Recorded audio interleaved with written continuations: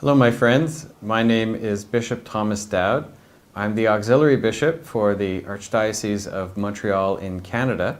I happen to be visiting Barbados, taking a time of break in the winter, and I've been asked to contribute to this video series, and I'm really honored to do so, and I thank really this diocese and thank Bishop Jason for this opportunity. I've been asked to speak to you on two separate themes, and the first one is about the Gospel for Monday, February 1st. That's the Gospel where Jesus encounters the man who is possessed by many demons, so many that they actually go by the collective name Legion, and then Jesus casts out those demons, setting the man free from this oppression that he is suffering from.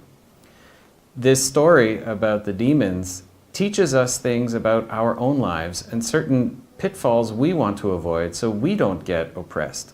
Maybe not by spiritual forces as extreme as that, but there are lots of different ways that we can open ourselves up to traps that we don't want to fall into.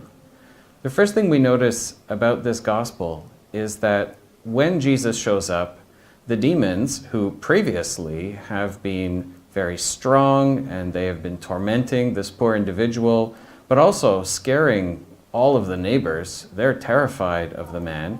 They come out and try and scare Jesus, and Jesus is not afraid. And right away, they realize they're dealing with an awesome power, one that is greater than themselves. They're bullies.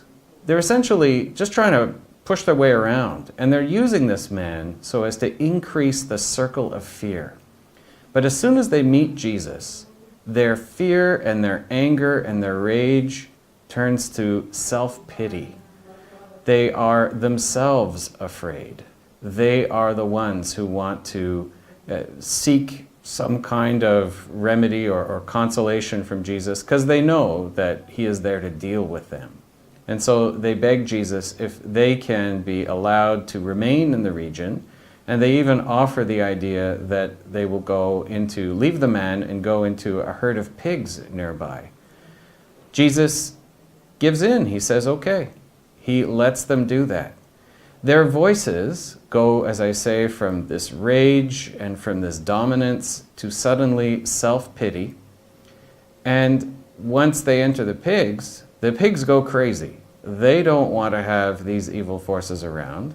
And so although they are themselves, you might say, having to find a solution for themselves, they wind up destroying themselves in the end. Now for us, what's the lesson? We have to be careful that we don't fall into a trap of self-pity.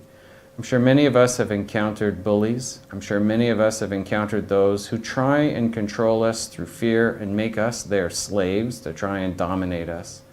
But the flip side is we can't let ourselves fall into a trap of self-pity.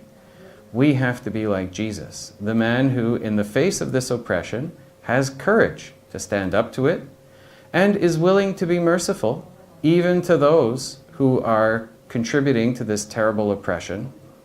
We don't want to fall into the opposite side of, first of all, being people of anger or rage, but also let's not fall into the trap of self-pity, because that in the end will also destroy us, just like the demons, even though they got what they wanted in their self-pity and in their request, wound up being destroyed as the pigs went over the cliff. So let's be people of mercy to each other and asking mercy from the Lord so that we can be set free. Thank you very much, and God bless.